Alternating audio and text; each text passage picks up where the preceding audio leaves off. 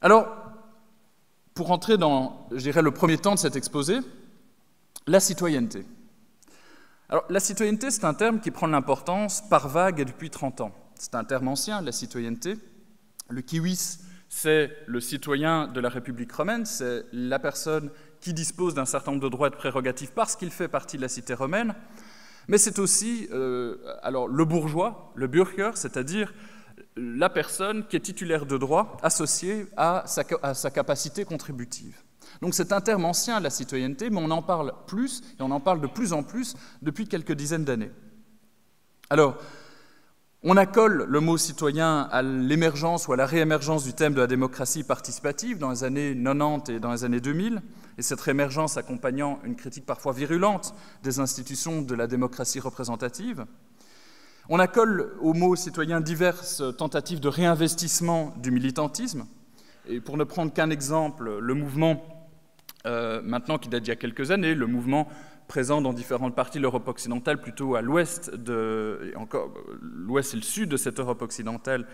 Je pense au mouvement des indignés, comprend lui-même deux pans, c'est-à-dire d'une part le réinvestissement de la notion de peuple, et d'autre part le réinvestissement de la notion de citoyenneté, au point que, par exemple, en Espagne, une des deux branches politiques qui s'inspire du mouvement des indignés, eh bien, c'est un parti politique qui se prénomme lui-même le Parti des citoyens.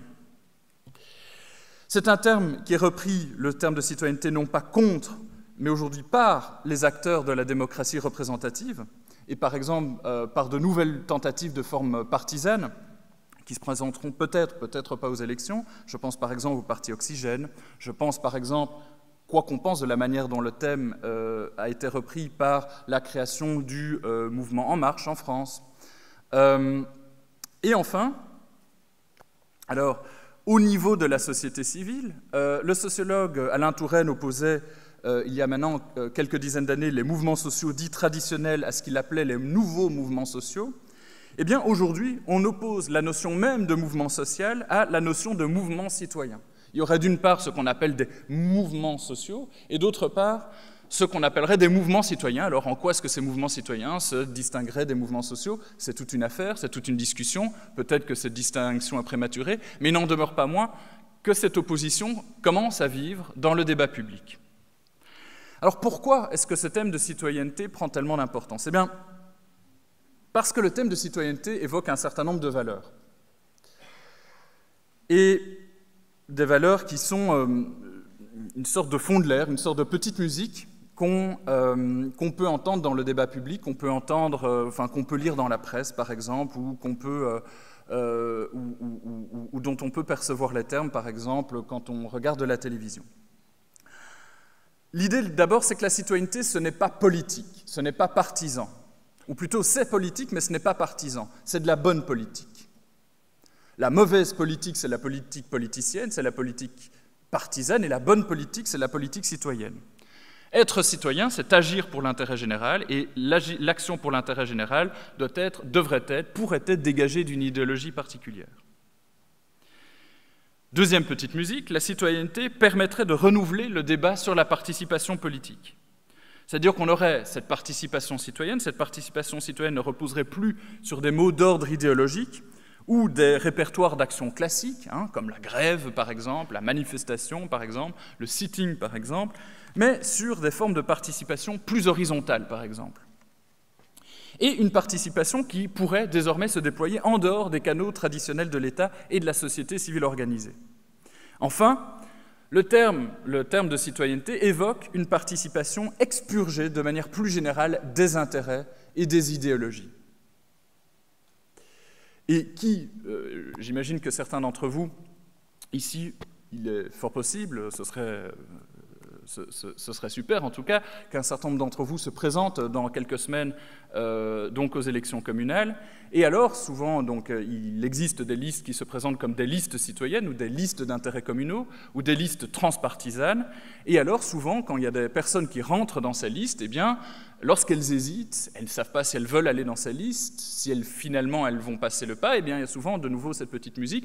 Oui, moi c'est important de m'engager, la politique c'est important, mais pour moi le plus important c'est d'être dans une liste de nouveau citoyenne. Je ne veux pas servir les intérêts particuliers d'un candidat, je ne veux pas servir une idéologie que j'estime être rassie. Pour moi il y a quelque chose qui est au-dessus, qui transcende tout ça, ce serait l'intérêt général, fût-il articulé, même s'il doit être articulé aux enjeux locaux, donc des élections communales.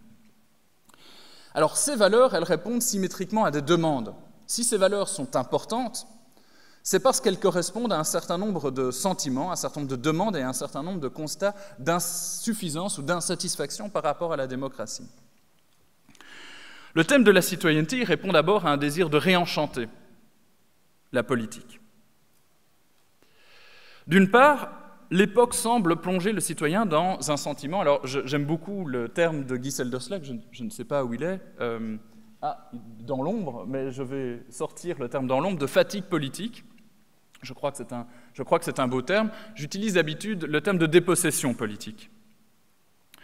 Un sentiment de dépossession politique sur un plan idéologique, dès lors qu'on assiste à un effondrement, en tout cas un affaissement relatif des trois grands courants politiques qui ont contribué à forger l'Europe d'après-guerre, à savoir le libéralisme, en tout cas sous sa forme classique, la démocratie chrétienne et le social-christianisme, de nouveau sous sa forme classique, et la social-démocratie.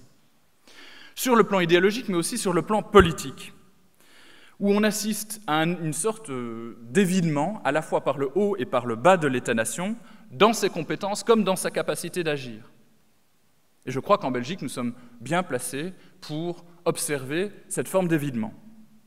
Et plus largement, au-delà de cet évidement, à une forme d'éclatement et d'illisibilité apparente de l'action politique. Combien de fois ne nous sommes pas dit, lorsque nous interrogeons tout simplement sur l'aménagement d'une rue, ou sur la mise en place de politiques de mobilité, la mise en place de politiques environnementales ou de politiques sociales, les questions toutes simples, les questions suivantes: mais qui décide? Avant même de se dire « les politiciens ne font rien, ils sont incompétents, ils sont lâches, ils sont corrompus, ils sont mensongers », avant même de se poser la question « mais qui décide ?» Pour ceux qui vivent à Bruxelles, l'aménagement d'une voie, est-ce que c'est la région bruxelloise qui décide? Est-ce que c'est la commune qui décide? Est-ce que ce ne serait peut-être pas l'État fédéral qui décide? Est-ce que ce ne serait pas encore quelqu'un d'autre? Qui décide? Où la décision est-elle prise? Et dès lors, comment avoir prise sur cette décision? Le sentiment de dépossession politique, c'est moins le sentiment que la décision est prise de manière autoritaire que le sentiment que nous n'y pouvons rien, absolument rien. Et au-delà de ce sentiment d'éclatement, sur ce sentiment d'éclatement se superpose un certain nombre de phénomènes politiques bien réels. À la fois, c'est-à-dire une polyarchisation de la décision, où on assiste à une multiplication des acteurs impliqués dans la décision, mais aussi une multiplication des foyers de légitimité de cette décision, une complexification de la décision politique, c'est-à-dire lisez une loi, lisez un texte juridique. On assiste à la fois à une technicisation croissante du droit, c'est-à-dire que quand vous lisez une loi, vous devez parfois, pour comprendre cette loi, non seulement éventuellement être juriste, mais peut-être être agronome, être ingénieur, être spécialiste en politique d'aménagement du territoire, être biologiste, être géographe, être plein d'autres choses. C'est-à-dire qu'il y a un grand nombre de disciplines, un nombre croissant de disciplines qui sont mobilisées dans le droit, et à l'inverse, une juridicisation croissante du social, c'est-à-dire qu'il y a des pans croissants de l'activité sociale qui sont réglés par le droit, et des régulations qui sont elles-mêmes de plus en plus complexes. Et enfin, on observe une concurrence croissante de divers sous-systèmes sociaux dans l'élaboration de cette règle. C'est-à-dire que, qu'est-ce qui se passe quand on élabore une règle? Eh bien, on pourrait se dire, c'est simple, il y a le système politique qui fait une règle. Mais alors, pensez par exemple le domaine du sport. Aujourd'hui, dans le domaine du sport, il y a un grand nombre, si vous voulez, par exemple, réguler les transferts de footballeurs. La Belgique a fait une Coupe du Monde absolument brillante, paraît-il. Je n'ai pas vu. Un grand nombre de ces joueurs sont sans doute extrêmement contents d'avoir servi la mère patrie, et ils sont sans doute aussi contents parce que grâce à leur brillante performance, ils vont pouvoir monnayer leur service dans des clubs encore plus prestigieux, et donc à l'aide de salaires, ils vont pouvoir être payés avec des salaires qui les satisfont encore plus.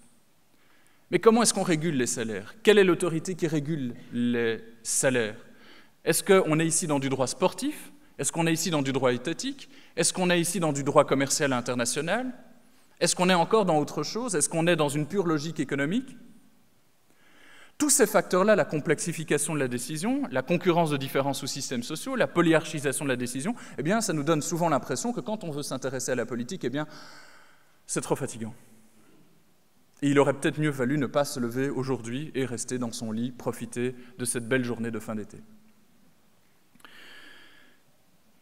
Avec l'émergence de ce sentiment de dépossession politique, une perte de signification apparente de l'idéal démocratique, avec un phénomène de dilution de la représentation. C'est-à-dire que quand vous allez voter, souvent quand on vote, on élit des représentants, mais le lien entre notre vote et la décision politique peut paraître de plus en plus ténu. Si, par exemple, on estime qu'aujourd'hui, le commerce extérieur, les questions de commerce extérieur, est-ce qu'on fait une guerre commerciale avec la Chine ou pas, ce genre de choses, ce sont des sujets extrêmement importants, et que vous allez, par exemple, orienter votre vote sur des questions de commerce extérieur, eh bien, je vais vous dire bonne chance quant à votre capacité, quant aux vos ressources dont vous disposerez pour avoir ne fût-ce qu'accès au fil de la décision, à la trajectoire de la décision, entre, d'une part, tout au début de cette chaîne de décision, votre vote, et à la toute fin de la chaîne de la décision, une décision qui sera prise. Et donc, la citoyenneté se présente comme une sorte de formule magique, de termes confortables, et je dis ça sans connotation péjorative, à ces problèmes. On se sent dépossédé de la décision politique, et bien la citoyenneté, c'est la politique à portée de soi. On a l'impression que ce que nous faisons ne sert à rien en politique, et bien si nous mettons en place des réseaux citoyens, nous avons l'impression que les résultats que nous produisions, ils sont accessibles. Que les gens avec qui nous faisons de la participation citoyenne, au moins on les voit, on connaît leur visage, on connaît leur nom, ça va plus facilement. Et ce, d'autant plus que le thème de la citoyenneté répond plus largement à une sorte de désir de réchauffement des liens sociaux. Le désir de citoyenneté, ce n'est pas seulement un désir proprement politique, c'est un désir social. C'est-à-dire que dans une société qui est décrite en tout cas comme étant de plus en plus individualiste, est-ce qu'elle l'est, ça je ne sais pas, qui est décrite de plus en plus comme individualiste, la figure même de cet individu se transforme.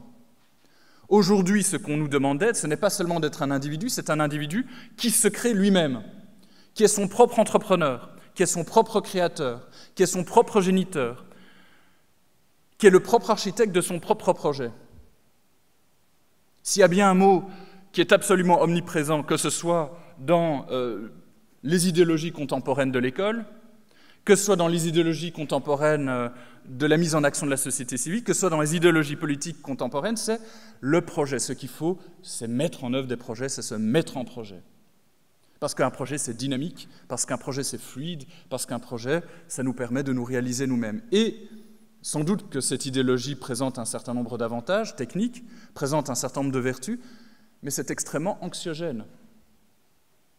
Parce que si vous n'arrivez pas à vous mettre en projet, vous êtes tous des perdants, parce que vous êtes responsables de votre projet. Vous êtes tout seul, tout nu dans la neige, si vous n'arrivez pas à vous mettre en projet. Et si votre projet d'école échoue, eh bien ça veut dire que votre école est statique, et ce n'est pas bien une école statique. C'est une école qui n'existe pas. Parce qu'une bonne école, c'est une école dynamique. Parce que c'est en étant dynamique qu'on se réalise, et qu'on réalise son projet d'école, et qu'une institution se réalise. C'est assez anxiogène. Et la citoyenneté, le thème de la citoyenneté, ça nous permet de nous rappeler qu'il y a un certain nombre de formes de vie qui ont une valeur en soi. Que se retrouver entre soi, ça a une valeur en soi. Que d'agir ensemble, ça peut avoir une valeur en soi. Et que notre individualité, elle ne se construit pas seulement dans la construction de notre projet, mais elle se construit aussi dans une dynamique collective. Et dans une dynamique collective qui n'est peut-être pas purement partisane, purement politique, purement institutionnelle, purement instrumentale. On comprend dès lors la charge, l'ensemble des charges politiques, l'ensemble des charges symboliques, l'ensemble des charges émotionnelles auxquelles le terme de citoyenneté doit répondre. Et c'est là que les choses se compliquent. Parce que si la citoyenneté était un terme évident, alors il nous suffirait d'être citoyens et nous serions tous heureux dans une société qui se tient et dans un système politique et économique juste. Le problème, c'est que le terme de citoyenneté est tout sauf un terme évident.